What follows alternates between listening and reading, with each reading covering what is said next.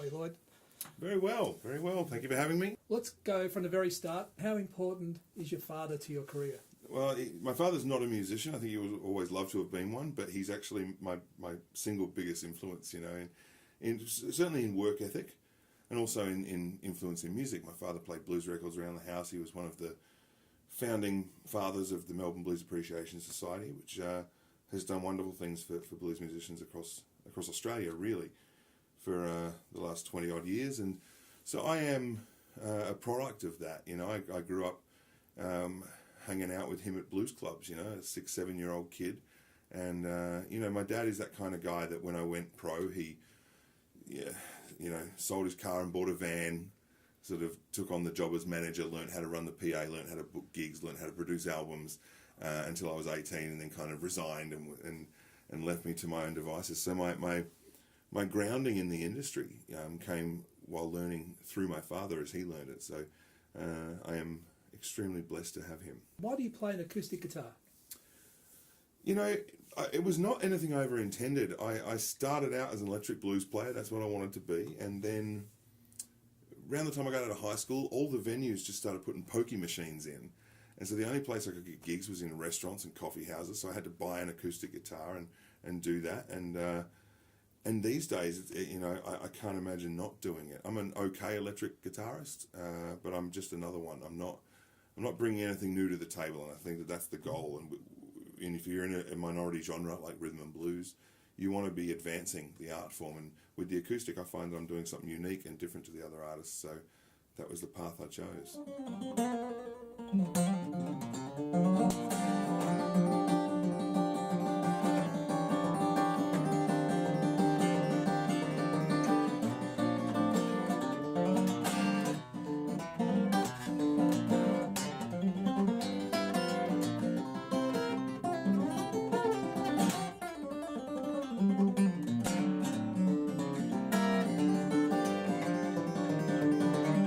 Tell us about that 1970 Les Paul.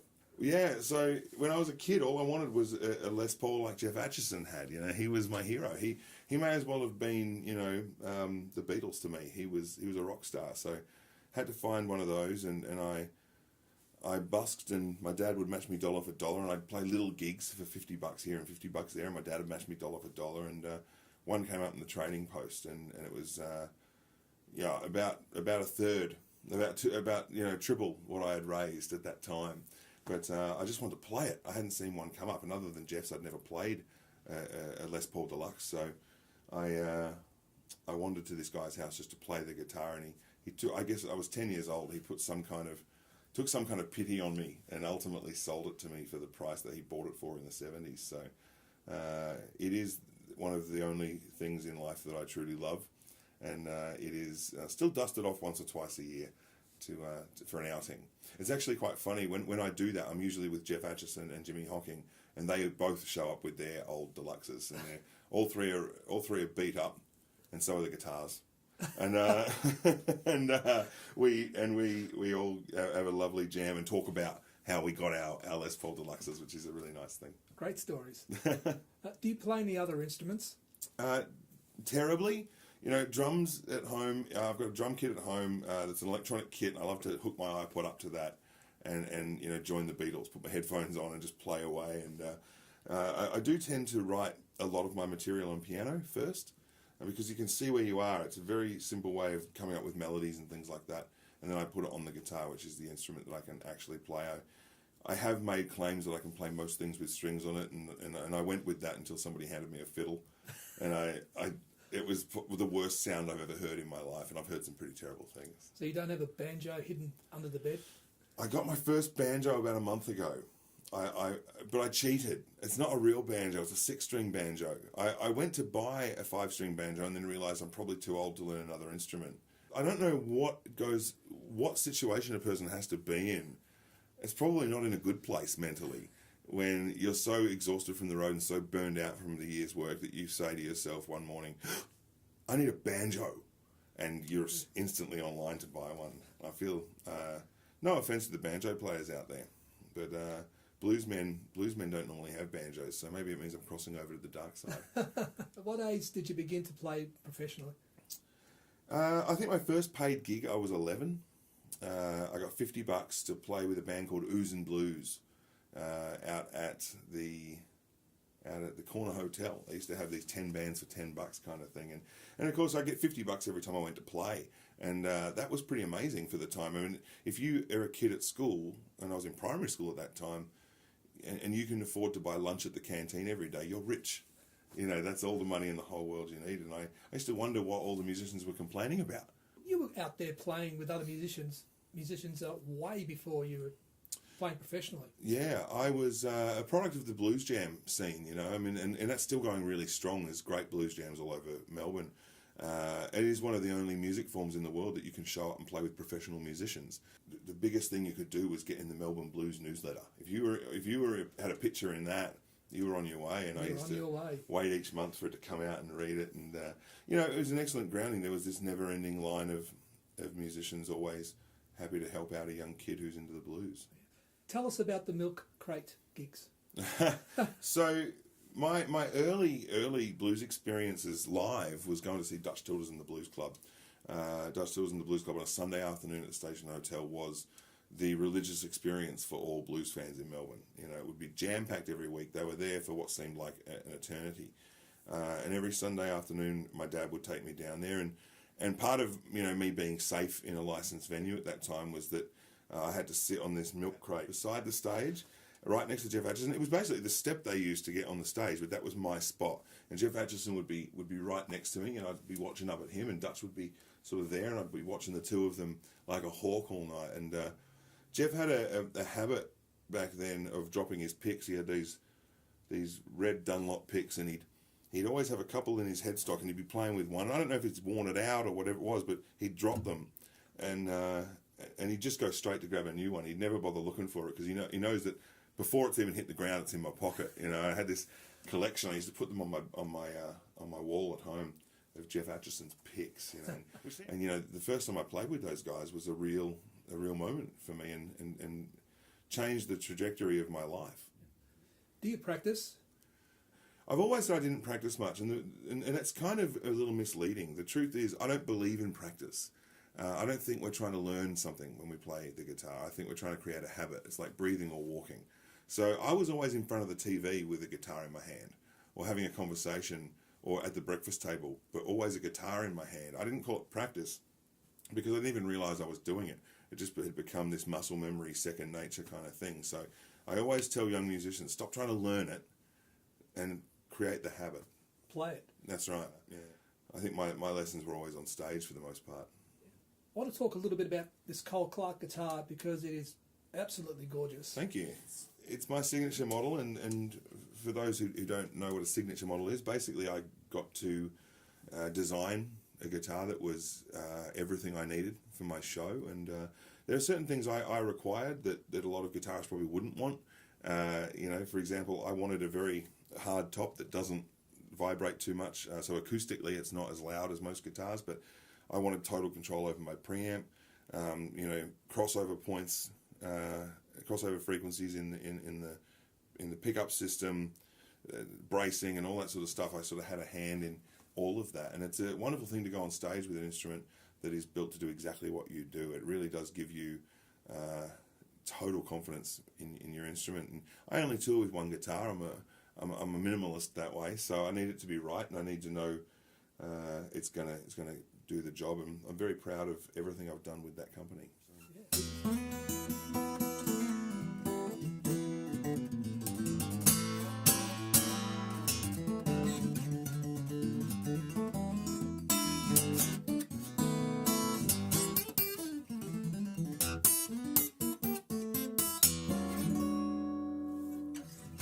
Very nice. I'm really pleased with it. I'm very happy, and the company have been an enormous support to me over the last 15, 16 years. They've been right behind me, and I've been involved in just about everything they've done.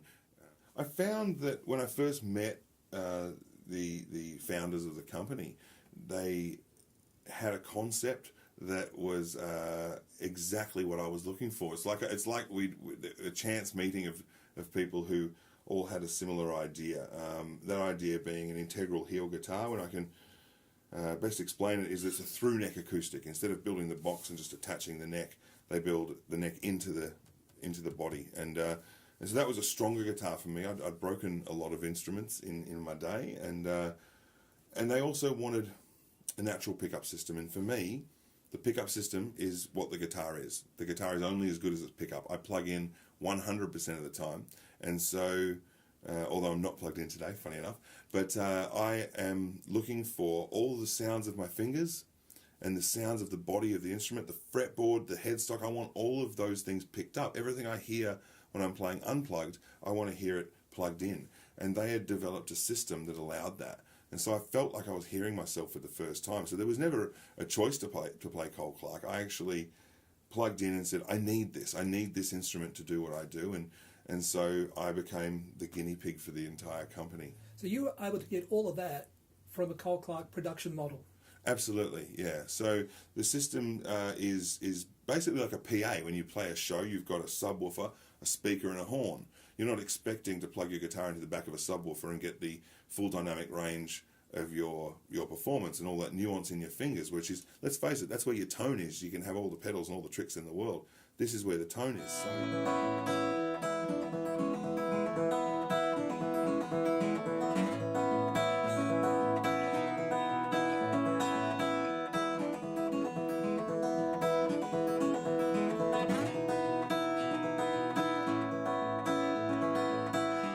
get all that from the pickup. That's right. 3 separate elements. So 6 piezo's under the saddle. Only hear the bottom end, which is all that a piezo is good for. Otherwise, you get that quacky, mid-rangey sound and that high-end high-end pinging sound.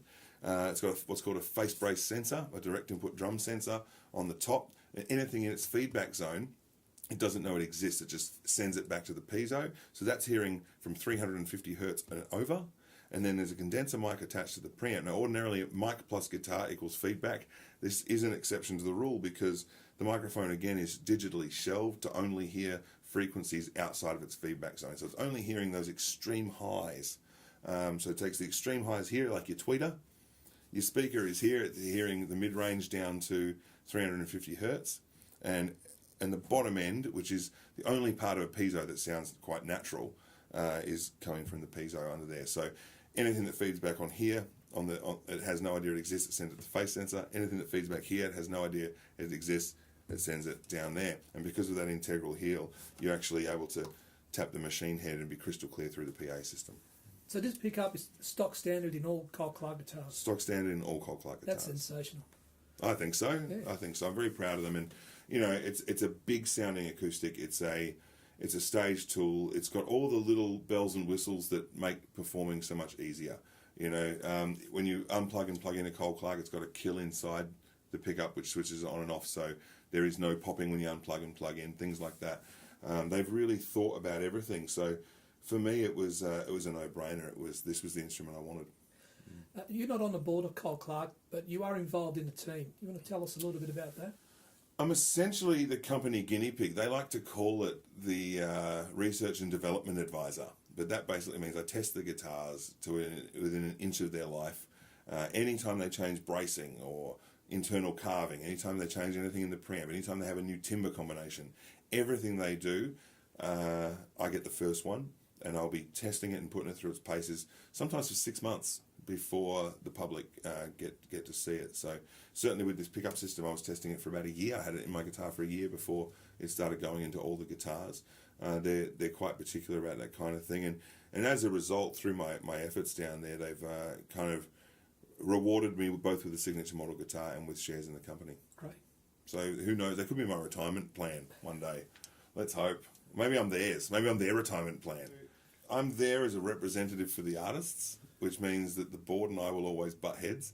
The CEO, Miles Jackson, hi Miles, he's a good man and he's done wonders with the company, incredible things, and most of the time we get along, but it is my job to butt heads with him on decisions about the bottom line. So there is a balance, between, manufacturing and keeping Australian workers building things in Australia and, trying our best to give the end customer the best possible instrument. We have to we have to balance that constantly, and I am certainly one end of that seesaw.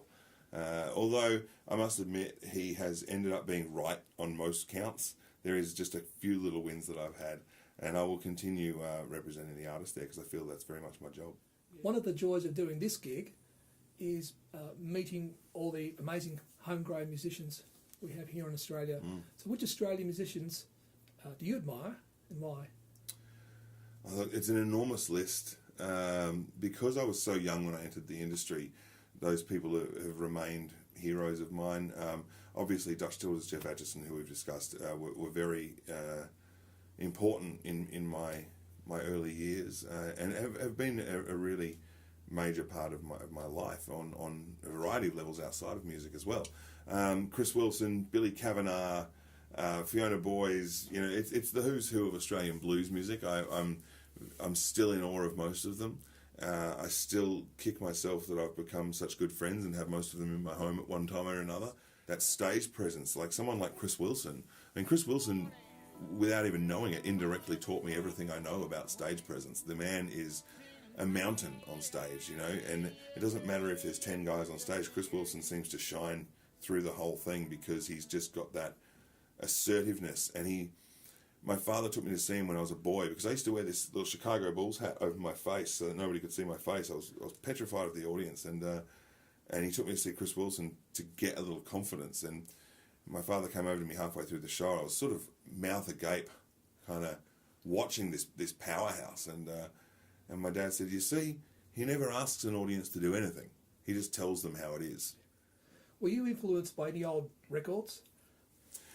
Yeah, so my dad constantly played blues records around the house, and I didn't, to be honest, as a 6 or 7 year old kid, I probably wouldn't have known that there was music outside of blues. I would have assumed that everyone was listening to blues records at home and going to see blues musicians on the weekend. I just thought that was what regular music was. Actually, it is regular music, but you know what I mean. Brownie McGhee records in particular, and Chuck Berry albums. I know that, we were always listening to those guys. How important was Japan to your career? I was in the right place at the right time, and I was able to become somewhat successful in Japan. I say somewhat.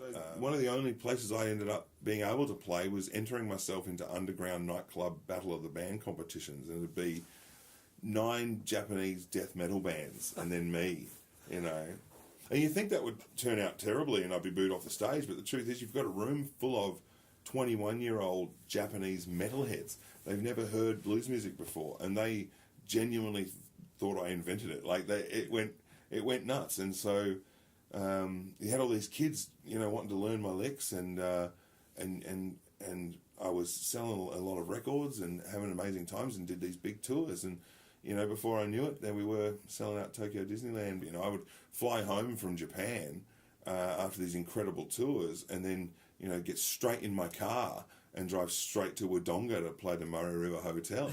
Japan was the moment that I can pinpoint the moment. It was when I came off stage at Tokyo Disneyland that I realised that the future had to be performing in theatres, that I wanted to play concerts and not gigs, and that I was capable of doing that. It was an accidental thing that I fell into it, but it proved to me that I was capable of putting on something bigger than the local pub show. Australia's first lady of the blues, Fiona Boyes, was embraced by some of the American blues greats. Have you had a similar experience? Fiona and I talk about this all the time. She comes to stay at my house, and I guess we're two of the only Australian blues artists who kind of got to know some of the old blues greats. And for me, it was Brownie McGhee. Brownie McGhee, he was my all-time favourite blues artist, still is, and invited me to go and play with him in California when I was 16. So it didn't take me much to get on a plane. I was straight over there, and that's an experience that I am eternally thankful for, because it put me in the US at a time where a lot of those guys were still alive. As you know, they've been dropping off like flies the last few years. We've been losing so many of these amazing artists that can not just show you the licks, but can really tell you the stories. And I urge young blues musicians to go over and get those stories before they're all gone. Everyone who can tell you those stories will be gone. Luther Allison was an enormous influence on me. Just his his way of giving, he had this persona about him that was so friendly and so welcoming, and you felt like you've known him your whole life the first time you speak with him. And there was one night at the Kansas City Blues Festival where he spotted me in the audience, and I'd met him several times on that trip. He spotted me in the front row of the audience and actually jumped off the stage and was playing a guitar solo with his wireless system on, but just genuinely having a conversation. And how are you enjoying the United States of America? You having a good time? Where have you been since I last saw you? This kind of thing. I mean, he was a very friendly man and an enormous influence on me. How do you prepare for a new album and a new tour? It's different every time, to be honest. And sometimes it depends how long the tour is going to be. I mean, the only thing that you've got to do is keep your mind on the reality of what we are as artists. We're social workers, right? The delusions of grandeur and saving the world with rock and roll, I don't go in for any of that, and I think that it burns you out when you take it so seriously. And I'm serious about my job, but that's because I know that ultimately when you break it right down, my whole job is just to give people a couple of hours off. Make them happy, make them smile, make them dance, make them whatever. So when you look at it in a simpler form like that, the touring actually becomes really easy because you learn to feed off that audience. And you have a great show and you get a standing ovation and they laugh when they're meant to laugh and they cheer when they're meant to cheer. It's just amazing the stamina that gives you to keep moving. Preparing for albums is a little different because I hate the studio with a deep passion, and there is no part of it that I enjoy. It's one of those unfortunate things that I have to do each year, and I just go and get it done. But I enjoy the writing process. I enjoy the rehearsal process with the other artists. I enjoy the creative energy of it all. It's just once I get into the studio, I want the job done. So I tend to over-prepare for the studio so that I can wander in, get the job done, know it's right, and leave. That philosophy of keeping it simple, yeah, is pretty much what we use here at Jack's Place. Absolutely, I think it's a good thing. Well, you've got way more recording gear than I do. Do you teach and mentor young musicians? I certainly mentor constantly. I've always got one or two young musicians staying at my home for a few weeks to learn this or learn that about the industry, and they all do the same thing. They show up with their guitars ready to sit and play all day and never actually end up taking the guitar out. Their journey with their instrument is their journey. I don't get involved in that side of it so much. What I really like to do is talk to them about having a career in music, making a living playing music. How do you go about it? How do you find gigs? How do you present your bio? All this sort of stuff. How do you manage the money side of things? I mean, the greatest musicians on the planet will never be heard because they just haven't tapped into that part of the brain that allows them to do the business end. So I help young musicians who I find that are talented and have a humble approach to the industry. I don't want to create any monsters. Can you explain to anyone wanting to get into this business how important it is to have an entire team around you working with the same direction? You've got to be very clear in your goals in any business, but certainly in the music industry where you can be sort of pulled from any direction. There's a lot of people, this sounds terrible, there's a lot of untalented people who want to prey on the talents of others.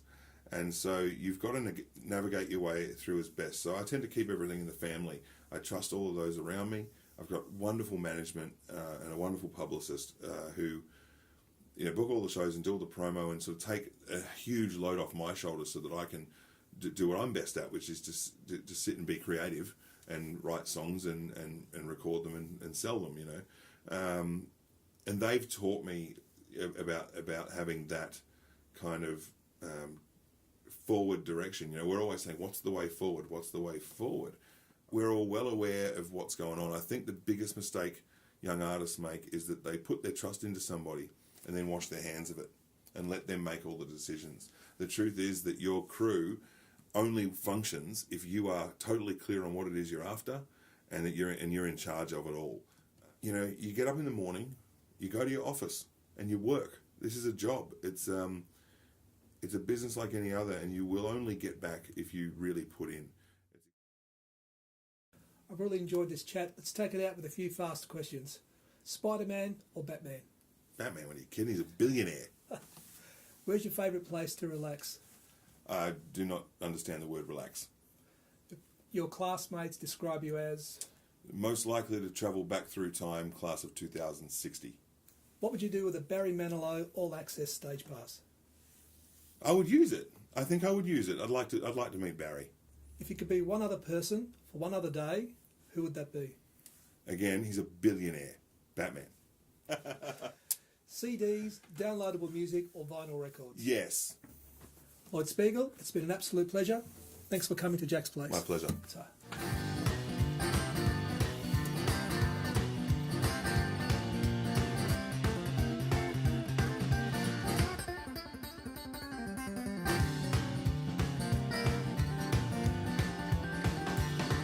My mind is white when my shoes get thin and I don't know where I'm going, but sure know where I've been. I gotta walk on. Walk on. I gotta keep on walking till I find my way back home. I see so many people happy won't